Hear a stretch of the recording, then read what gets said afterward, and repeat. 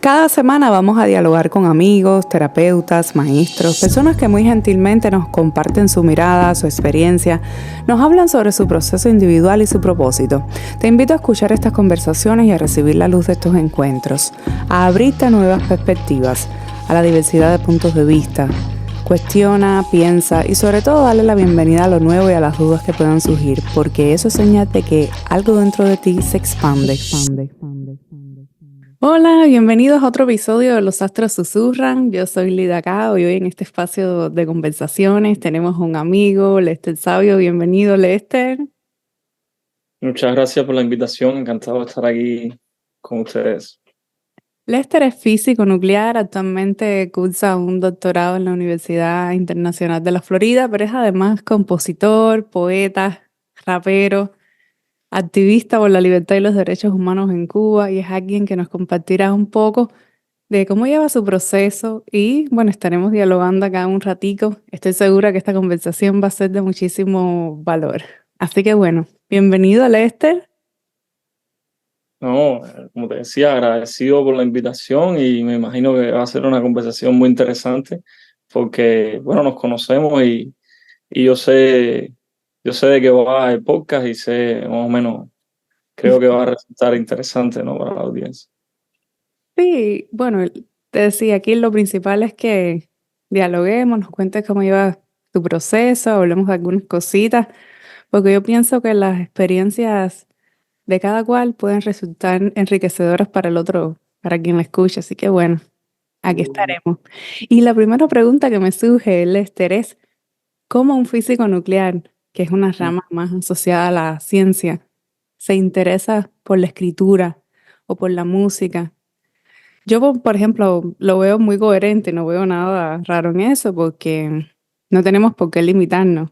Pero, ¿cómo y cuándo haces esto parte de tu propio proceso? Bueno, en realidad, en mi caso ocurrió en sentido contrario. Primero estuvo la escritura, el amor hacia la lectura, el interés por las letras, la música, la guitarra, la poesía, todas estas cosas estuvieron primero que la física. La física prácticamente llegó después. En mi adolescencia yo estudié en una vocacional de ciencias exactas, que es lo que llaman IPVC en Cuba, y prácticamente de casualidad en uno de los concursos que se hizo en la universidad, perdón, en la escuela, yo estuve en los primeros lugares en un concurso de física y eso me clasificó para el concurso nacional de física. Y eso fue prácticamente sin quererlo, simplemente nos presentamos yo y otros amigos. Y entonces, pero al haber clasificado para el concurso nacional, eso me hizo que ya, una vez que llegaron los resultados, un profesor empezó a prepararnos para ir a ese concurso. Y entonces al siguiente año, como yo había participado, vuelvo a hacer el concurso y yo obtuve medalla de oro en la provincia de La Habana, una cosa así. Y entonces eso me clasificó de nuevo para la nacional. Lo que quiere decir que en esos años yo empecé a definirme de cierta forma hacia la física y ese profesor tuvo mucha influencia en mí. Sobre todo, yo nunca se me olvida que él me dijo que las personas que estudiaban física nuclear casi todos se iban de Cuba. Y entonces, aunque creas que no, eso fue una de las No, razones. sí, creo que sí. Él, bueno, y fíjate si tenía razón que en menos de 2 años todos los que estudiaron conmigo, todos se fueron de Cuba. Entonces, Ariel se llamaba. Eso El puede tipo ser era motivador. y es vidente, lo profetizó y así mismo ocurrió. Entonces, como me fui involucrando con la física, porque al principio cuando yo entré a la vocacional, mi objetivo era estudiar algo relacionado con el arte, fíjate. Yo Mm, entré a la vocacional y yo quería coger el ISDI o psicología, yo me iba más o menos por esa vertiente, porque a mí siempre me gustó la pintura, ves que tengo aquí atrás unos ah, cuadros, eso los hago yo ahora por hobby, eso, pero siempre estuve como en esa dirección. Y entonces la mayoría de la gente que estudiaba en el IDI o arquitectura o estas cosas iban a través de la vocacional. Pero resultó que yo siempre fui como que me fue mejor en las asignaturas de ciencia, en las matemáticas, en la física, y ocurrió esto de los concursos y conocí a este profesor que había sido entrenador nacional de física en la Lenin y él sí ya me desvió completo en esa dirección y también porque Yo creo que a nivel ya más profundo, en esa etapa, uno empieza como a hacerse muchas preguntas, ¿no? Y yo siempre creí que estudiando física podía acercarme un poco más a la verdad o a la búsqueda esta de la verdad, de entender un poco cómo funcionaban las cosas a mi alrededor, ¿no? Realmente lo que ocurrió cuando estudié física es que tengo muchas más preguntas ahora que antes. Me imagino. Eso es lo que suele suceder muchas veces. Mientras más tú, tú tratas de buscar un conocimiento, de buscar una información, en cierto punto te das cuenta realmente de lo que no sabes. Y entonces terminas con muchas más cuestiones que al principio. Entonces, bueno, por ahí llegué a la física y durante todo ese tiempo yo siempre, yo siempre escribí. De hecho, mi papá vino de Cuba hace como 7 meses y me trajo unas libretas de Cuba. Me trajo como 18 libretas de Wow. cosas que yo escribía, entre canciones, entre como pensamientos y eso. Y, y siempre eso yo lo hice desde la secundaria. Y después llegué a la pre, siempre estuve escribiendo y en la universidad igual. Lo que pasa es que en la etapa esta de adolescencia del pre, casi todo lo que yo escribía eran canciones. Con un amigo mío que se llama Alejandro, hicimos un grupo de rap que se llamaba Los Alzados y, y escribía muchas canciones también, porque en ese tiempo realmente cuando uno escribe, yo sentía una seguridad en lo que estaba diciendo. No sé cómo explicarte, como cuando uno tiene esa edad, uno cree que tiene toda la fuerza del mundo. Sin embargo, cuando yo escribo ahora, todo el tiempo me cuestiono lo que estoy diciendo y lo analizo como de muchos puntos de vista, pero en ese momento no, era prácticamente como que yo creía que esto era así y ni me lo discutía. Entonces eso hacía que escribía como con mucha eh, roña, no sé cómo decirte, como enojado. Y entonces, bueno, en ese tiempo escribí muchas canciones y entonces cuando entré a la universidad, realmente no tenía mucho tiempo para escribir canciones y me desvinculé de todo el movimiento de rap que había en ese tiempo. Y entonces lo que hice fue que empecé a escribir con un poquito más de seriedad, poesías, décimas, cosas con rimas, pero que ya los hacía antes, pero esta vez ya como con haciéndolo de una manera más detallada, más minuciosa, eh, tratando de respetar, tú sabes, ciertas reglas que hay a la hora de escribir con rimas y eso. Y entonces, al final, para terminarte este punto, todo eso se resumió en el primer libro que yo saqué, el que se llama Ultravidas. Ese libro es prácticamente mira, yo se lo Sí, regalé a aquí ustedes lo tengo, vamos a hablar de eso. en un concierto de Bian que nos vimos, se le di ese, que es una de las primeras ediciones, pues ediciones no, de las primeras copias que tuve. Entonces, ese libro es prácticamente un compendio de acumulación de todas esas cosas que yo vine escribiendo a lo largo de todos estos años. Y pues sí, siempre he llevado conmigo esta, esta dualidad entre la ciencia, la física y la literatura. Aunque ahora hay una frase de Cabrera Infante en Tres Tristes Tigres, que él dice, mientras más conozco las letras, más amo los números, porque él tenía esto de, tú sabes, la numerología y estas cosas. Entonces a mí me está ocurriendo al revés, mientras más conozco los números, más amo las letras. No sé, porque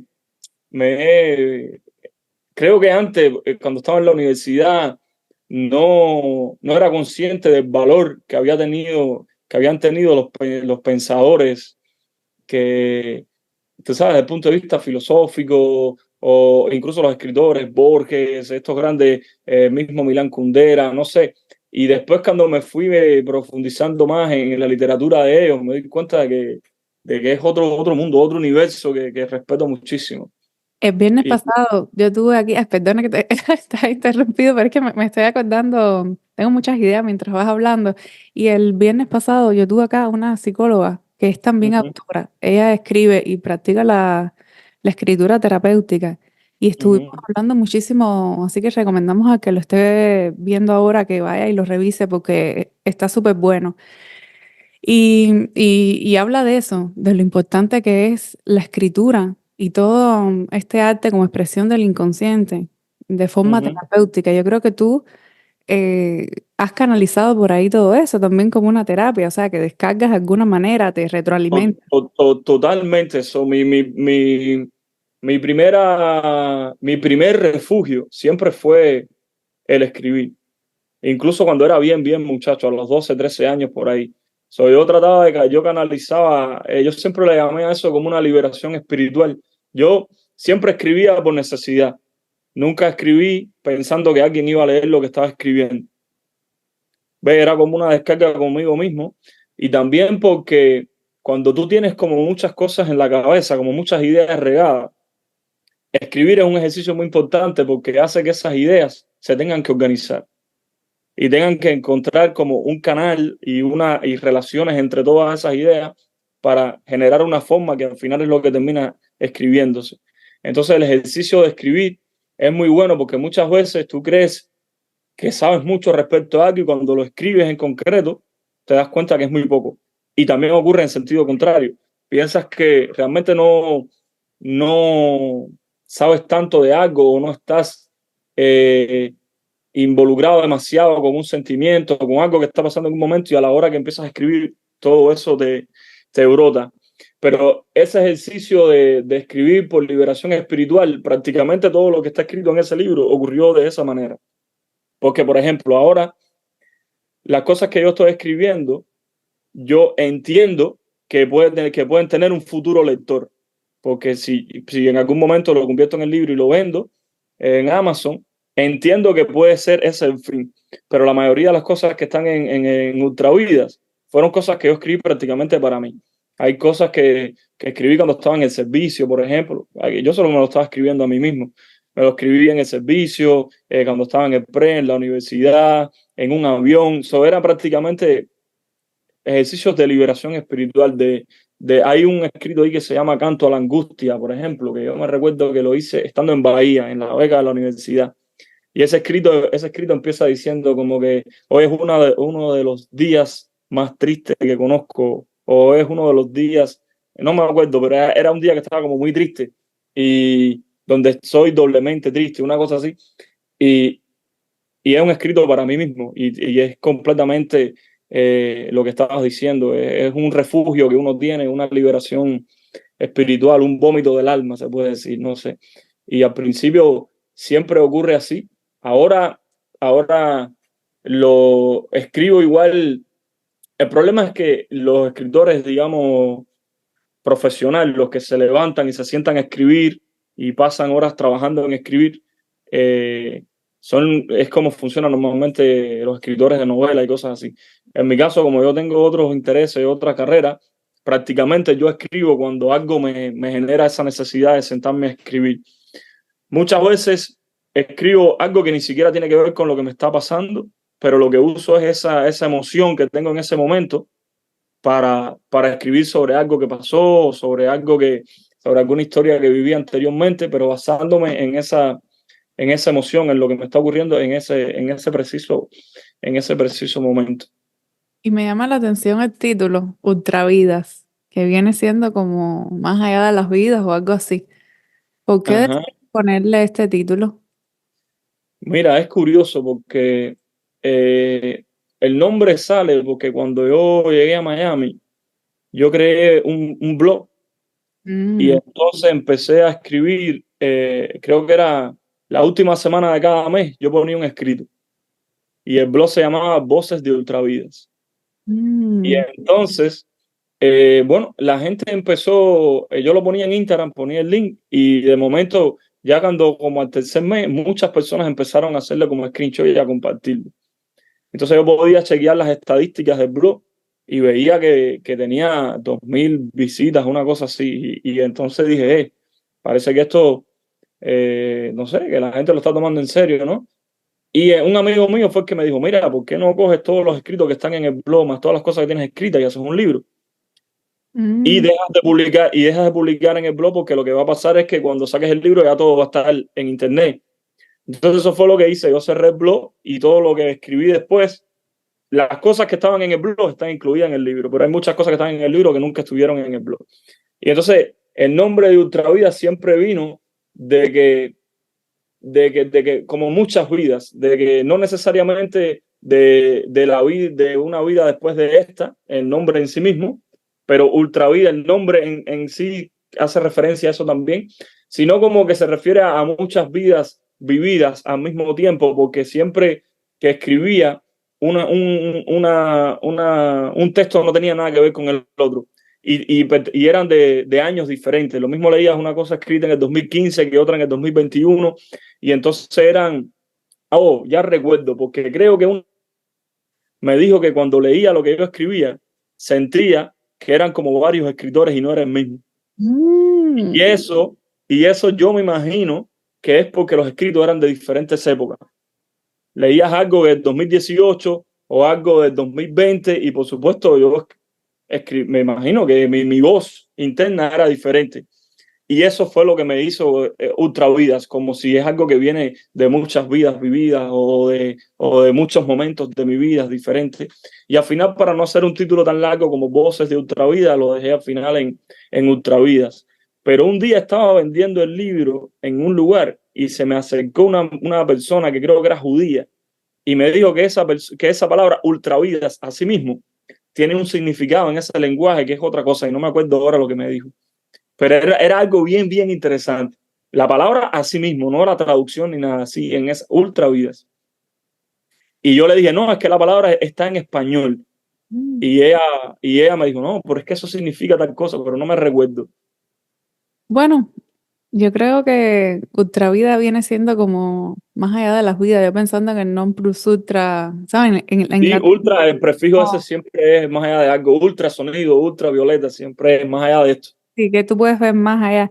Y está interesante. También lo de más allá de la vida es porque ¿sabes qué? Mira, yo tengo muy pocos recuerdos de mi abuela. Yo casi no la conocí.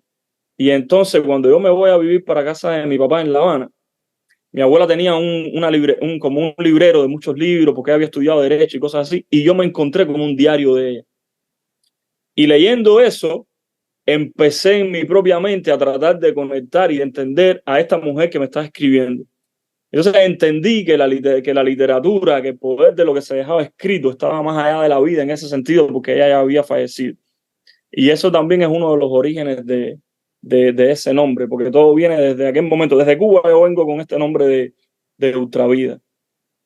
No, y tiene que ver también con nuestro psiquismo, porque, bueno, en el caso de que sea más allá de las vidas, y eso sí ya más a nivel interno, porque, por ejemplo, había un autor, Hinman, que hablaba de la polifonía del alma, como que tenemos muchas voces dentro de Ujú. nosotros mismos, muchas subpersonalidades también. O sea, que somos como una legión, decía Jung, dentro, así que imagínate tú.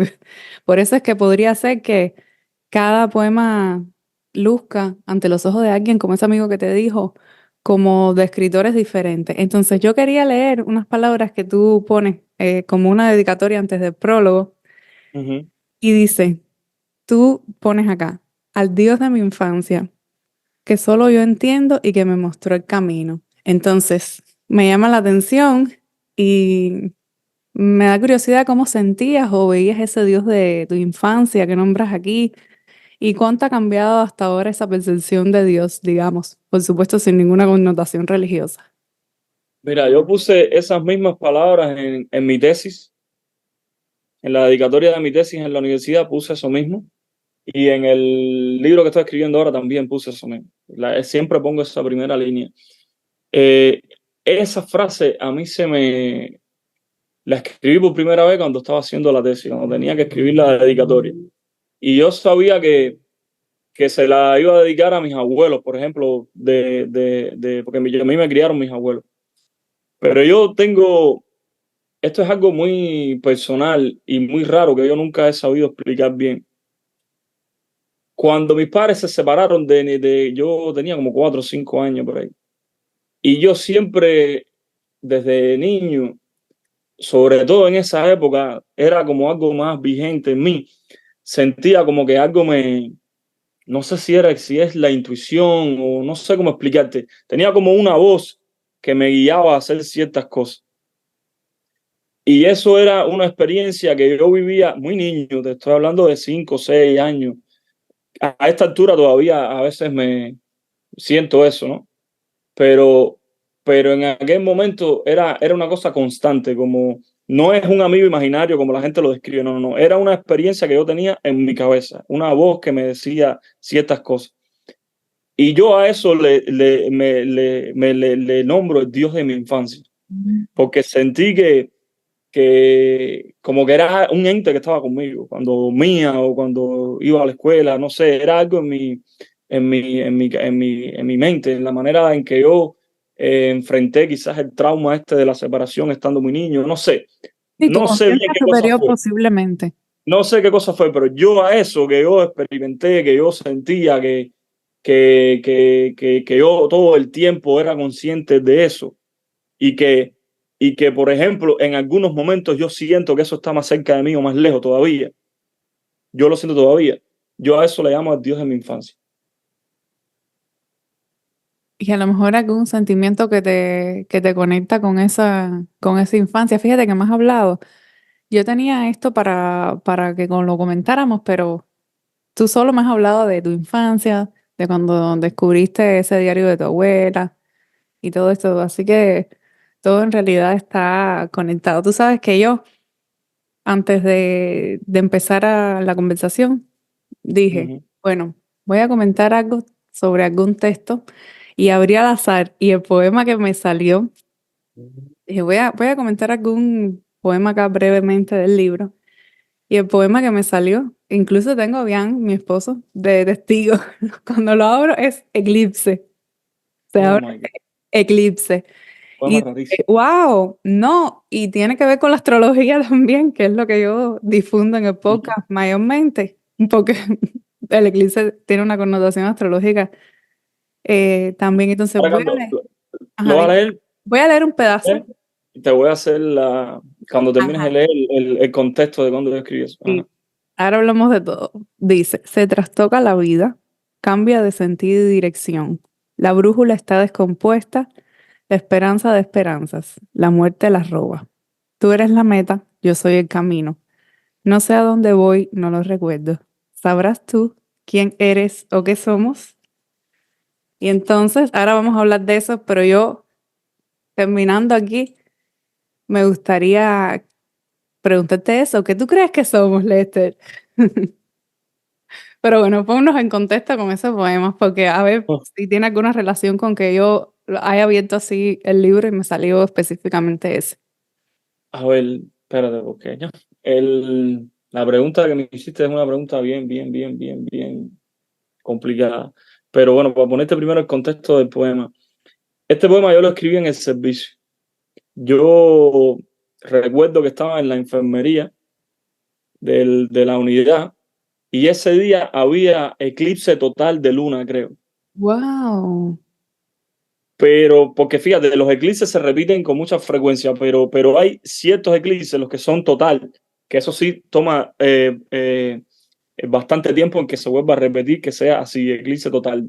Creo Sí, que a era lo mejor eclipse. es específico porque ellos tienen una serie que se llama la serie Saro, que es como más o menos Ajá. se clasifican los Yo, eclipses. yo recuerdo A lo mejor era alguno muy específico que no sucedía así. Yo recuerdo que en la enfermería había un televisor o un periódico que entró que decía que esa noche era eclipse total de luna y que el próximo no ocurría en un montón de años. Yo saqué la cuenta y ese próximo ocurría cuando yo cumpliría 96 años, una cosa así.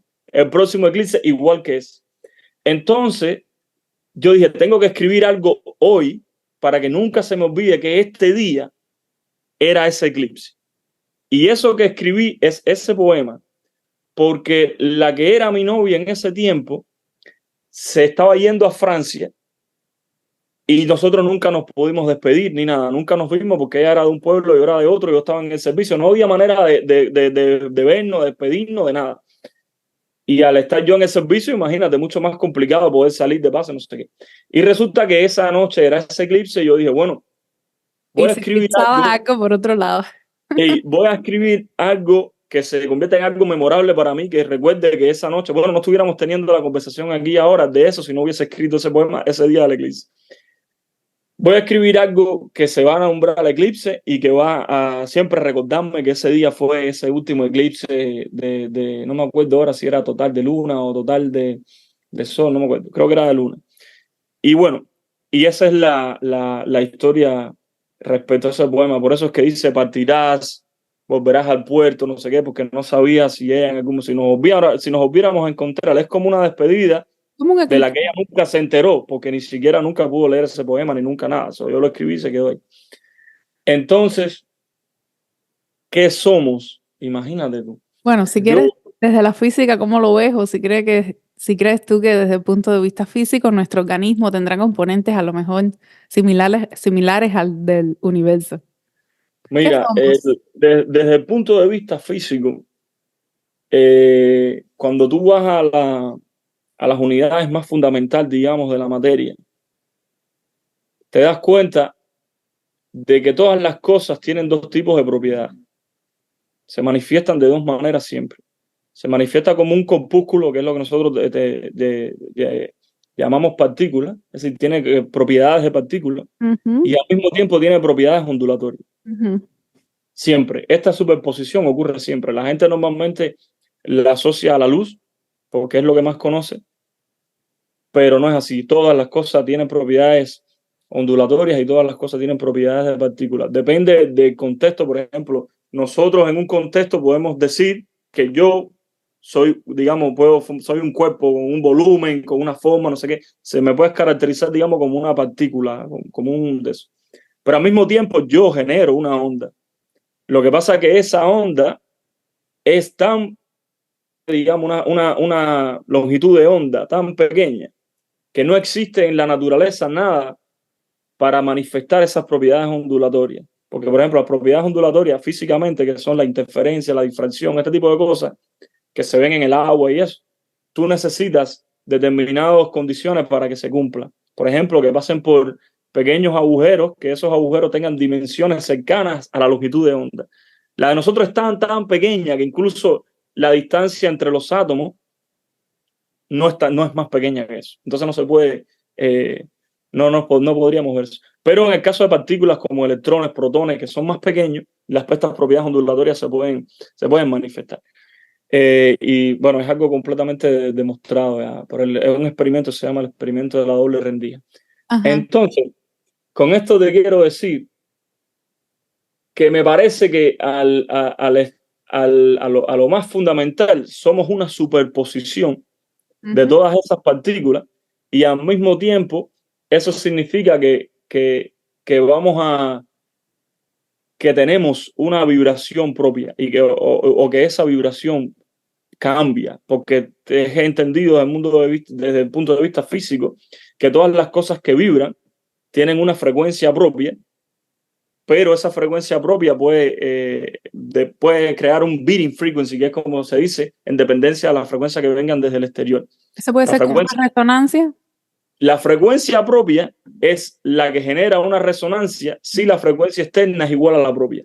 Mm, Entonces entran en resonancia. Es como un columpio que tiene una frecuencia propia y cuando tú lo empiezas a impulsar es a la misma frecuencia, entonces creas una resonancia y la amplitud es infinita. Entonces recuerda que una longitud de onda pequeña es una frecuencia alta. Entonces, yo creo, Bian decía una vez una cosa en una de las pláticas que él da, que, que somos seres espirituales teniendo una experiencia en un cuerpo o una experiencia carnal física. y no un ente físico teniendo una experiencia espiritual. Yo estoy en esa página de acuerdo con él. A mí me parece que, entonces tú me podrías preguntar qué prueba tengo de eso. Realmente no sé bien cómo, pero mi intuición, como que mi manera de concebir las cosas basándome en el conocimiento que he adquirido, basándome en lo que siento que va en consecuencia con mi pensar y con mi manera de ver las cosas, me parece que en ese sentido tiene más lógica que estemos aquí viviendo esta experiencia por algún objetivo conocido o desconocido, no lo sé, pero ese enfoque a mí me parece más lógico, aunque a la gente le pueda parecer difícil de creer, difícil de entender, pero cuando tú analizas las historias que se han ido contando a través de la historia, cuando tú analizas eh, experiencias de otras personas, cuando tú analizas religiones, cuando tú analizas filosofías, cuando tú analizas la psiqui, el desconocimiento que hay del cerebro, todas estas cosas, a mí me, me, me inclino hacia esa dirección. Tú sabes que cuando yo estaba en Cuba, una de las cosas que yo siempre me he cuestionado era si se podía probar con la física la existencia del alma. Yo quería que esa fuera como mi investigación, Y tratar de ese, demostrar si se pudiera medir con algo, como el problema es que físicamente tú para poder decir que algo existe, tienes que poder medirlo por alguna de las interacciones o de las fuerzas que hay en la naturaleza. A lo mejor eso se encuentra en un plano que no interactúa con ninguna de estas cuatro fuerzas y por eso no podemos medirlo. Y eso no significa que no exista, simplemente significa que hay que hacerlo de otra manera o interactuar de otra manera. Pero bueno, para concluir, para no dar tanto rodeo, me parece que somos un ente espiritual teniendo una experiencia carnal o una experiencia en esta vida con algún propósito, con algún objetivo que no tengo muy claro, pero creo que es así. bueno, esa era una de las preguntas que yo te tenía. Ahora, porque bueno, ajá, me has dejado pensando en otras cosas que te voy a ahora decir desde mi perspectiva, ¿no? Y era esa, que si era posible darle a la mayoría de los fenómenos una explicación desde la física, o si creías tú que para que algo tuviera mayor valor o impacto debía tener Ujú. esa explicación. Y yo creo que ya hoy día eso es un concepto obsoleto, porque la intuición, que no creo que sea medible o cuantificable, y otros principios o leyes universales ya más en el campo de lo esotérico o de lo místico, si se quiere, entonces no tendrían valor. Y son No, fenómenos que sí son va- vividos, son experimentados. valor es diferente. Hay Ujú. muchas cosas que tienen valor, como la amistad, el amor, Exactamente. y eso tú no lo puedes cuantificar a través de la física, a través de ninguna ley. Y esas cosas tienen valor, porque al final son experiencias que tú vives, que tú sientes, que tú lloras, que tú reaccionas a ellas. Eso es diferente. Lo que te decía es que Yo me refiero más bien a este tipo de cosas de las que estamos si a hablando, este tipo, lo que te quiero más de decir fenómenos. desde el punto de vista, digamos, científico, para tú demostrar la existencia de algo, lo Ujú. que dice la física es que tú tienes que ser capaz de interactuar con eso de alguna manera. Por Mm. ejemplo, no sé, la luz no tiene masa. La luz no tiene masa, pero tú puedes interactuar con ella, tú la puedes ver, puedes reaccionar. Las partículas que son muy pequeñas, que no la puedes ver, de alguna manera tú sabes, interactúas con ella de alguna manera eléctrica. Tiene que ver con las interacciones, pero si algo se manifiesta de otra manera, tú no vas a poder eh, percibirla. Ahora bien, yo no creo que la física lo pueda explicar todo. Hay muchísimas cosas que la física no puede explicar. Y sobre todo fundamentales, las preguntas fundamentales que son ya de corte filosófico. Ninguna de esas preguntas fundamentales las ha resuelto la física ni nadie. De preguntarse cuál es el origen, de dónde venimos, por qué estamos, hay algún propósito, por qué, no sé, cuál es el origen de todo, cómo surgió. No, eso no lo ha resuelto nadie. Eso nadie tiene la verdad respecto a eso. Todo lo que se puede decir respecto a eso entra en un campo de especulativo o lo que sea, o tu criterio, tu digamos, tu opinión, tu criterio sobre eso, pero realmente prueba una verdad absoluta o indiscutible sobre alguno de estos temas, eso no hay ninguna manera de demostrarlo. Y son las preguntas más fundamentales, son las preguntas que se viene haciendo la especie humana desde los tiempos, desde que el hombre miró hacia el cielo y dijo, qué hago aquí en esta inmensidad? Bueno, Eso, y un poco resumido a lo que tú decías, que tú tenías ese propósito de medir el alma. fue que dijiste? Yo una vez conversando con alguien hablamos de eso, porque sabes que hubo un científico hace un tiempo que puso que el tipo empezó a trabajar en una morgue y él pesaba a las personas antes y después de morir. Mm. Y entonces descubrió que Bueno, hay cuando, cámaras que te retratan el aura. bueno, no sé, este es uno de los primeros que trató de hacer eso. Y entonces él pesaba lo que pasa es que el año que él hizo esto fue hace como 200 años que los instrumentos de medición no eran precisos. Pero bueno, el hombre pesaba los cuerpos vivos y después de muertos. Y siempre encontraba una diferencia en el peso. Y él le llamó a eso el peso del alma. Y entonces yo leí eso Yo y eso lo he entonces escuchado.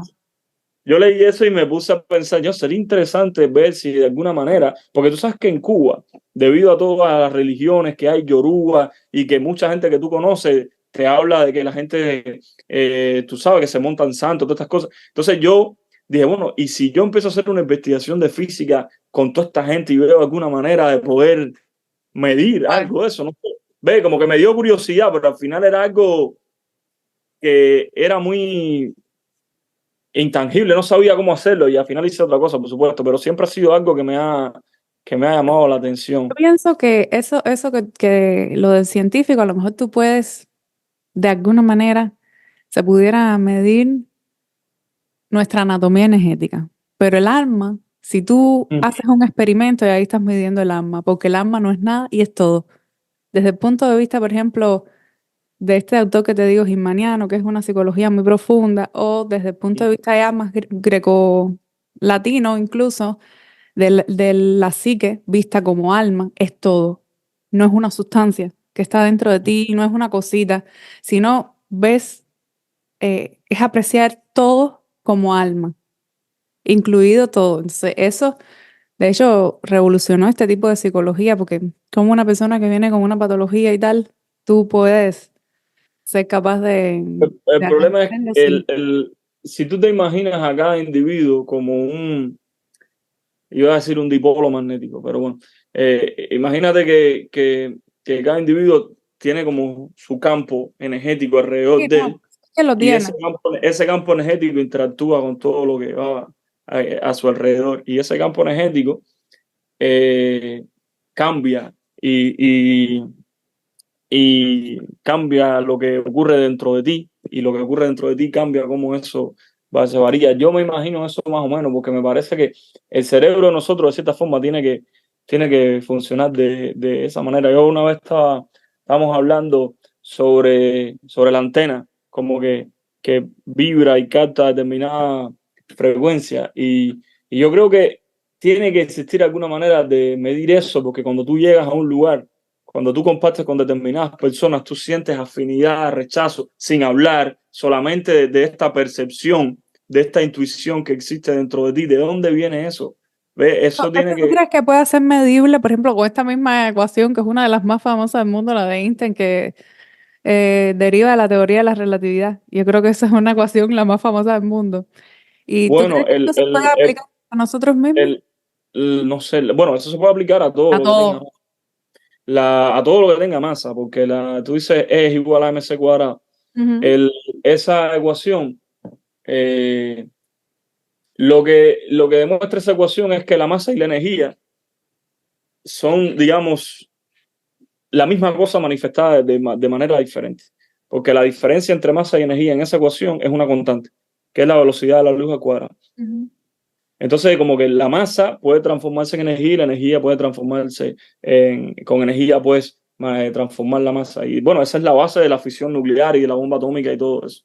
Porque es literalmente lo que ellos hacen. Rompen un núcleo, rompen esa masa para generar energía. Y así es como se crea una fisión nuclear, que es lo que se usa en las primeras bombas nucleares y bueno, en las centrales nucleares y esto. Pero eso significa que en, siempre que hay masa, esa masa tiene una carga inmensísima de energía. El problema es que lo que nosotros no hemos podido entender es cómo utilizar esa energía, cómo hacer esa energía útil. Porque tú coges un vaso de agua, y tú calculas la energía que tiene ese vaso de agua usando esa ecuación. Con ese vaso de agua se generaría muchísima energía. Exactamente. Entonces, si nosotros, a ver, porque yo he leído sin saber mucho a profundidad de física, algo sé, aunque yo también estudié en un pre de ciencias exactas, aunque las ciencias exactas no pasaron mucho por mí, ¿no? Pero bueno, tengo mi noción. Y he leído hace años que desde la física cuántica, por ejemplo, Ujú. podría dársele cierta explicación a la dimensión espiritual. ¿Crees que todos estemos de alguna manera conectados a lo mejor por una partícula subatómica?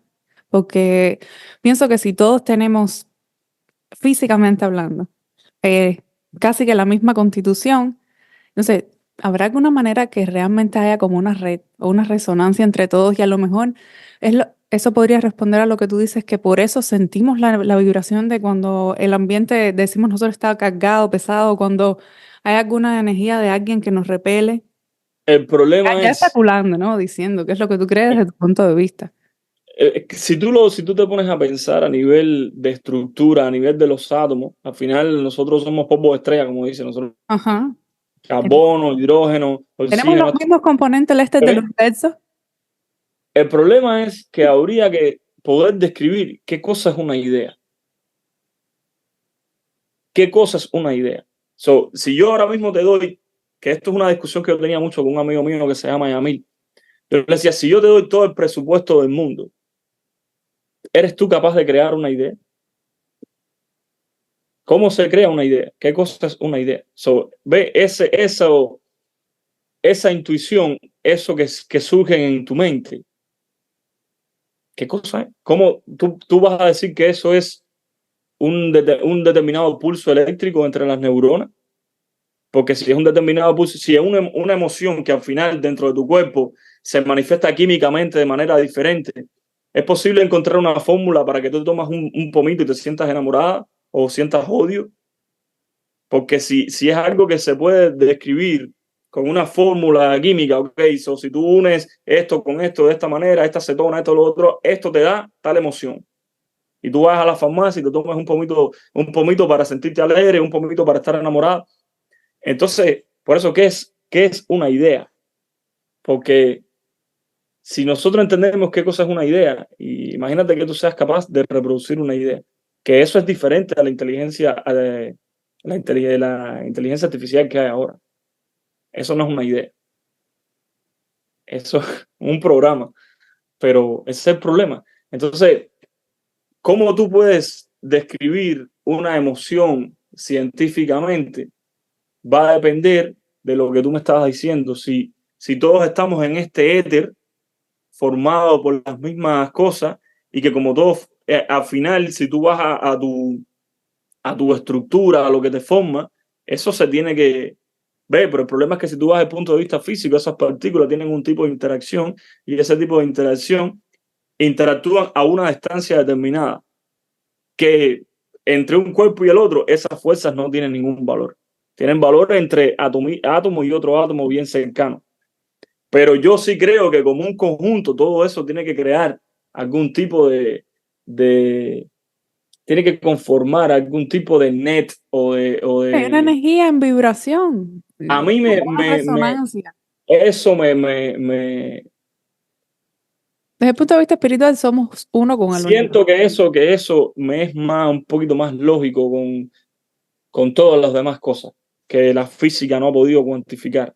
Y creo que todo en principio debería venir desde ahí. Mm, Entonces, el problema con todo eso, desde el punto de vista físico, es con las definiciones y con los conceptos absolutos, como mm, por ejemplo el vacío, ujú. como por ejemplo la nada. Este tipo de conceptos, vacío, nada, son muy importantes en la física y las interpretaciones que se saquen de ahí tienen consecuencias muy diferentes. No, y en la Porque espiritualidad igual, el vacío, por ejemplo, en Cábala, el vacío, el infinito, tienen una connotación y una explicación, además, cosmológica, eh, casi física, rozando con el la... problema es que si tú te pones a pensar a profundidad acerca del vacío, te das cuenta que el vacío no es vacío y que en realidad No, el vacío tiene energía infinita. no, y que se necesita el vacío para crear. Y Exacto, libros de porque Cábala, ajá, siempre pone un ejemplo, y es el de las plantas, que si tú le pones un top algo arriba, ahí, hasta ahí crece. nosotros en una de las cosas, en uno de los ejercicios que tú das en mecánica cuántica, tú resuelves un sistema y llegas a algo que normalmente le llaman la energía del vacío. Y te da algo así como H, que es la constante de Planck, por omega, que es la frecuencia. Una cosa así, no me recuerdo bien. Y entonces eso implica que el vacío en sí mismo tiene una energía y en principio esa energía puede ser hasta infinita. Y eso explica, me imagino yo, que eso explica las reacciones de aniquilación y creación. Hay unas reacciones famosas que se llaman aniquilación y creación, que es cuando las partículas coinciden con las antipartículas en el mismo lugar del espacio, ellas se aniquilan. Pero este proceso es reversible. Si tú tienes la misma energía, tú puedes ser capaz de crear esas partículas. Y De esas hecho, partículas tienen masa. en la Entonces estás cábala, creando de la luz, estás creando masa. Entonces, ¿de qué estamos hablando? Es como que todo está ahí. desde el punto de Todo vista está ahí. cabalístico, también hay una aniquilación. Cuando una partícula se encuentra con sus Ah, en antipartículas, teoría. se aniquila y crea dos haces de luz Mm. que tienen la misma energía que esas dos partículas. Pero ese proceso ocurre también en sentido contrario. Entonces, literalmente estás diciendo que la masa se convierte en luz y que la luz se puede convertir en masa. Y las explicaciones para eso, desde el punto de vista de una que yo no sé mucho de lo que se llama teoría cuántica del campo, una cosa así, eso es una rama de la física, que es la que explica toda la creación de las partículas y el vacío y el bosón de Higgs y todo eso. Eh, y de ahí es donde viene todo esto del vacío, de que en realidad el vacío es como un reservorio de energía y cosas así. Pero yo Pero te bueno, contaba hace poco que hay muchos físicos imbuidos en eso. Estaba el caso de este señor que te comenté, Nassim Haramein, que ha explorado en es todo. muy interesante y yo creo que la física está llegando a un punto en el que muchas cosas están yendo en esa dirección. De hecho, se ha llegado a decir que en realidad la unidad primaria es la información. La unidad primaria con la que tú cuentas sobre un sistema, en vez de decir, por ejemplo, la posición, la velocidad de algo, o el momento y la posición, lo que se está hablando es de información. ¿Cuánta información tú tienes sobre ese sistema? Ese sistema pierde información, conserva la información. Entonces se está hablando de la información como una cantidad medible. No, y Entonces, eso puede ser simbólico también para otras cosas. entonces por ahí eso se va convirtiendo en un campo bastante interesante. Pero sí creo que la física poco a poco ha ido incorporando estas ideas y a mí me interesa muchísimo eso como físico. Yo lo que hago en el laboratorio es otra cosa, es eh, óptica no lineal, que usa muchos láser y cosas de la luz y fenómenos que ocurren con la luz. Pero este tipo de cosas me interesa muchísimo. Sí, te había comentado ahorita, te había preguntado, pero también pensando en todo lo que estábamos hablando, de que si tú creías que tendríamos la misma estructura del universo, de cuando dijiste de que estábamos hechos de estrellas o de polvo de estrellas. Y yo creo Pero ¿a qué que, te refieres con estructura? no, estructura no, la misma Eh, constitución, vaya. pues sí, la tenemos, por ¿Mm? supuesto, claro. Entonces, ¿qué nos haría pensar, por ejemplo, de que de verdad, o sea, alguien que tuviera una duda, por supuesto, aquí no estamos tratando de convencer a nadie ni nada, pero de que la astrología, que no existe una correspondencia entre nuestras psiques, y ya partimos de que la psique, en tanto alma, es todo entre ese universo y nosotros, o sea, entre los astros y todo lo que pulula, que vemos tan lejano, y nosotros. La astrología antes era una ciencia, y a partir de un tiempo para acá, bueno, un tiempo no, ya de unos siglos para acá, no se estudiaba en las universidades, pero antes se estudiaba incluso. Como mismo se estudia física, ubícate que Sí, también porque astrología es. en los orígenes eso estaba todo Sí, ligado. ajá. Ese conocimiento era uno solo. Yo pienso No había separación. que el humano de entonces tenía como otro nivel de conciencia y no estaba tan atado a determinados condicionamientos. Veía más Pero tú todo sabes que como, yo he notado como que, yo no sé si es por toda esta turbulencia que hay con las redes sociales y la saturación de información, pero sí he notado cómo ha habido como una tendencia a volver hacia esos conocimientos antiguos. ¿Tú no te has fijado que hay sí, mucha gente hablando del estoicismo, de no sé qué, de las ideas de los yo, de Buda, de la meditación y ¿sabes? Como cosas que son milenarias y se está volviendo hablar de todo eso, ¿no? Tal vez ahora lo vemos porque hay redes, o no, o hay una mayor difusión que por supuesto da pie a todo tipo de cosas, porque con la Exacto. astrología misma, Está hablando de mucho todo. de la espiritual, de la espiritualidad, de los Ujú. orígenes. Bueno, a lo mejor soy yo que me interesan esos temas y siempre estoy buscando cosas de esas, No, no, pero no, pero yo también lo pienso. Yo también lo yo creo que pienso. sí, hay Ha como habido como un... una apertura porque incluso yo estudio todos estos temas desde que soy niña prácticamente. Y es cierto que antes me costaba más trabajo dialogar con alguien sobre esto porque no lo tenían ni como prioridad ni pensaban en eso y lo veían como algo lejano, místico y tal. Y ahora hay como mayor apertura a todo esto. Mayor apertura a la información también. Por eso te decía que eso que dices de la información dentro de un sistema también es simbólica, nuestro propio sistema eh, Ujú. sociocultural, digamos. Pero yo veo eso sí, ¿no? La astrología como, como una cosa muy profunda, que también se ha banalizado un poco porque todo lleva, cuando hay mucha gente interesada, siempre hay, tú sabes, también la banalización y la superficialidad de ciertos temas, porque te cogen horóscopo, Escorpio, no sé qué, entonces te quitan profundidad, pero sí hay una mayor exposición y a lo mejor eso em, hace que las personas se interesen un poco más por esas materias. Pero yo pienso que puede ser, este crecido interés puede venir porque al final yo siempre digo que el alma recuerda. Siempre, siempre tú recuerdas lo que eres y que no solamente eres un ser material que naciste para estudiar, trabajar, procrear, eso que nos han dicho todo el tiempo, ¿no? Entonces, bueno, la gente se está interesando un poco más. Así que bueno, ¿Y cómo nada. tú crees que los seres humanos deberían vivir la vida? Mm, como quieran, porque todo no llega a todo el mundo de la misma manera. Cada quien, yo pienso que lo que debe hacer es fluir y encontrarse con lo que su alma necesita, porque cada cosa que vive un individuo es justamente lo que necesita. Imagínate tú. Así es. Yo le puedo decir a alguien algo que la persona va a vivir como quiera siempre. Entonces, ¿qué es mi recomendación?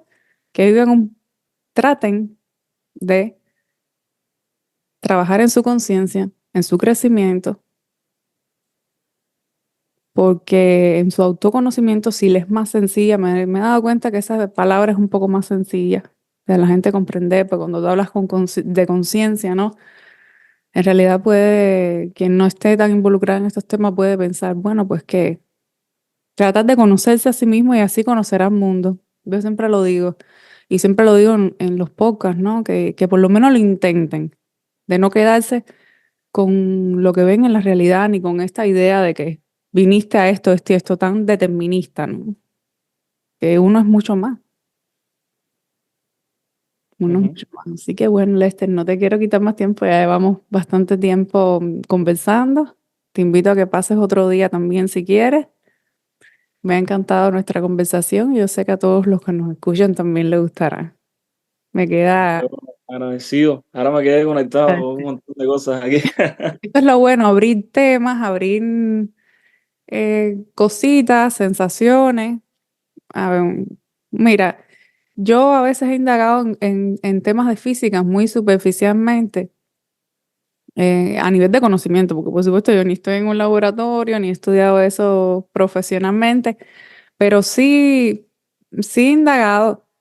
Y uno siempre, cuando está en todos estos conocimientos esotéricos, la gente te dice, sí, pero eso se ha probado científicamente, eso es una constante que oigo yo a lo largo de toda mi vida, lo cual para mí no es ni un problema, ni un...